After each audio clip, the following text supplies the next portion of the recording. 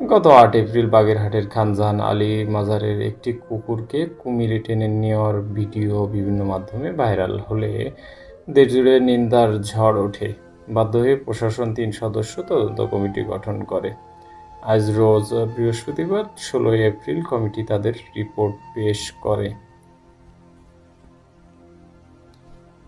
তদন্ত কমিটির প্রধান উপজেলা নির্বাহী কর্মকর্তা আতিয়া খাতুন জানান, ঘটনাস্থল পরিদর্শন, তথ্যপত্র সংগ্রহ এবং প্রাণী সম্পদ অধিদপ্তরের তদন্ত শেষে আমরা প্রতিবেদন জমা দিয়েছি। বিভিন্ন প্রমাণ সংগ্রহ করেছি। তদন্তে কুকুরকে ইচ্ছে করে কুমিরের মুখে দেওয়ার প্রমাণ পাওয়া যায়নি, বরং দুর্ঘটনাবশত পুকুরে পড়ে যায় এবং প্রাণীটি জলাতঙ্কে আক্রান্ত ছিল।